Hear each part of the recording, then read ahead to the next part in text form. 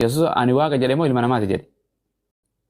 Abbootiin dogoggorsaa jirta ammas waan kana sodaadheen yooti akka tasaa kun tokko arrabsootti yoo hiikamee obboloonni keenya kun morma sirraa darbu waan ta'eef hin gaafatanii naan jedhani kanaaf gaafachuun sodaadhee amma tiktok nama namarraa darbe argitee beektaa? Hiika. jira. Nagaan siif haa ta'u. Akkam? Nagaan siniif haa ta'u ustaas. Baga sii bareete. Rafaa jirta moo hirribaa kaatee dammaqxee qursii nyaattee soomtee? Maal attamitti rafasintoo akkanitti kunfiisna gootan yaani garatti wallaale. Laalaa hin ta'in dhugaa rabbi wallaa hin ta'in. Hin konfiis akkamitti taate sammuu rabbi sii kan ija tana sii kan ilmi namaa foonii akka keete akkamitti taate konfiisi godha. Atamittiin kunfiisiin ta'u gaafan achi deemu wangeela sirriitti fakkaata gaafan simbira dhufu quraana sirriitti fakkaata akkamitti. Laa amma mee uumaan si garsiisa waanuma sammuu ta'e fakkeenyaaf wangeela keessaayis bahi quraana keessaayis naan baha wangeela keessaayis bahanii waldaa keessaayis bahi maal jettanii na quraana masjida keessaayis achi bahan waan siin jedhu Oromoon jechuun kiristaanaa miti islaamaa miti Oromoo waaqeffataan waaqa meeqattee amanti? Tokko deeman. Tokko lama jedhan moo sadii jedhan? Laakiin wanta lama sadii kana asuma anna ga'e. Goobas thank you. Akkuma mee maatimaati akkuma raashinaal loojik akkuma uumama ilma namaatittu waanni takka lamani taati takka haguu jedhan. Ani beeku waan naa galan jiru bara. Okay, si galuun si godha. Abbaani qabdaami? Eeka.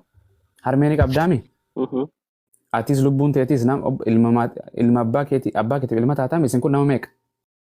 Sadii kaa? Waan lama abbaa keetii nama lama yaa? Yaa sadii miti. Isin namummaadhaan walitti nama jedhamtaniimi? Tole yaa maqaa walii galaa.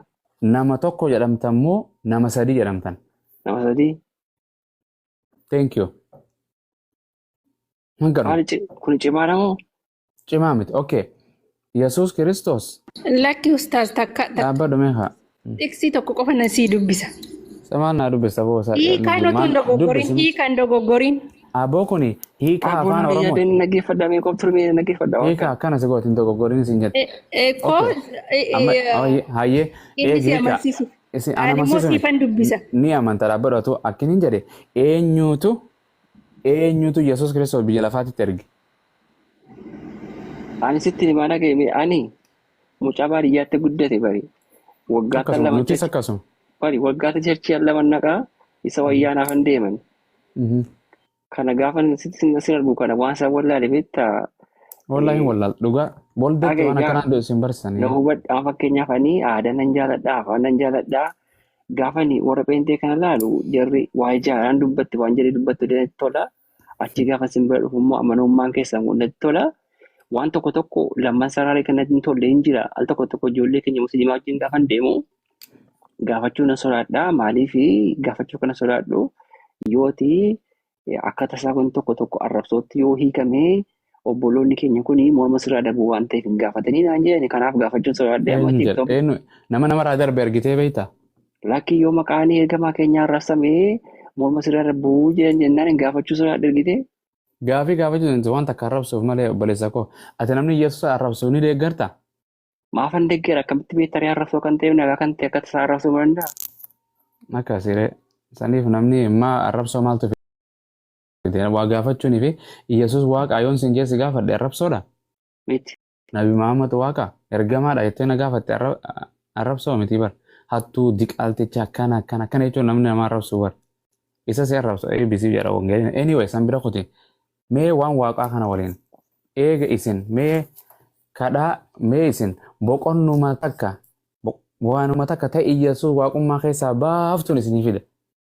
Hiika afaan Oromooti. Ani nama jechuun kallattii moo alkallattiidha? Kallattiidha malee maali?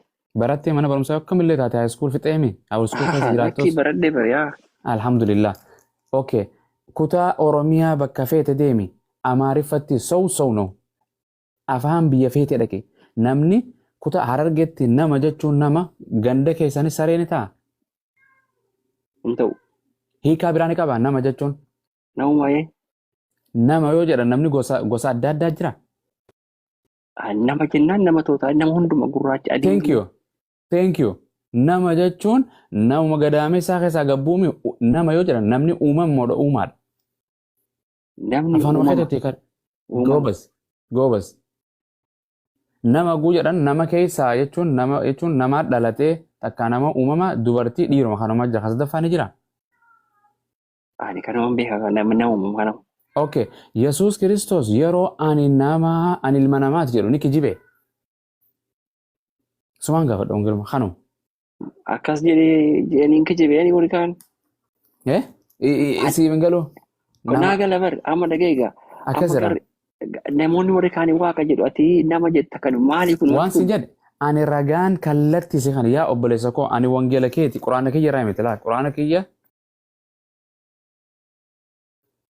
Wanta akkas laawoo achi kaa jedhe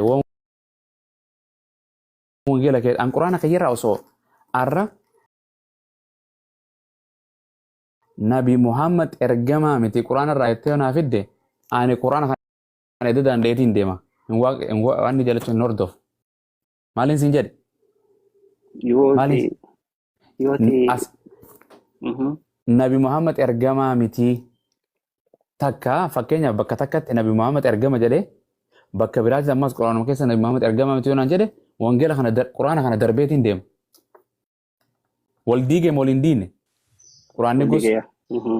Jecha wal diiga jechuun hiikoo amala waan tokkoo waan adda addaa godhu. Amma fakkeenyaaf wangeela wanta naa baafadhu dubbuma Yesuus du'a isaa irratti wangeela Maatiyos boqonnaa 17 lakkoofsa 23 irra naa dubbisi.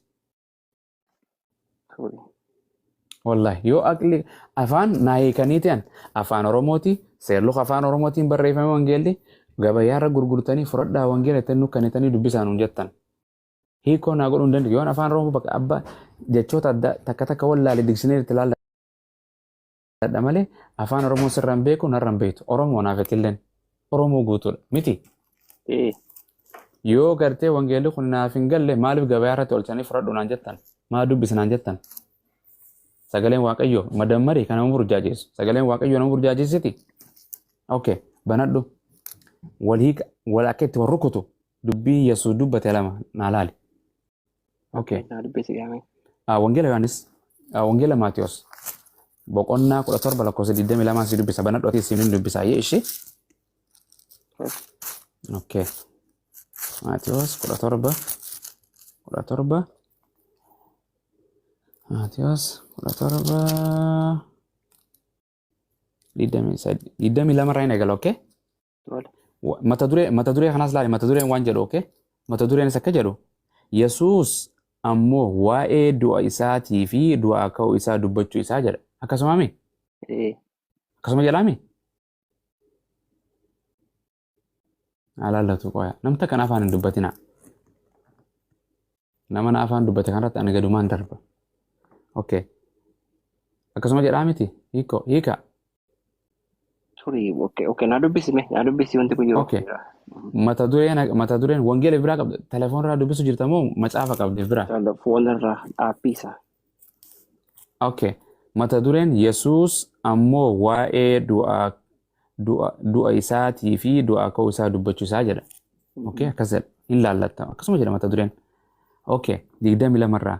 Barattoonni Galiilaayaatti Yesuus biratti walitti qabaman. Eenyu biratti walitti qabaman? Yesuus biratti.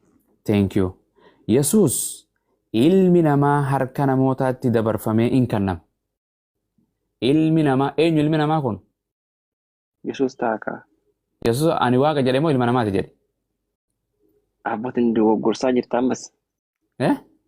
Waan kana sodaadheen.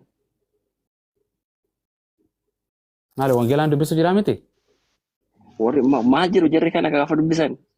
Ati kiristaanaa maali baare ati amanaa Yesuus waaqeettee ani singaa waan barreeffameen dubbisee miti ani?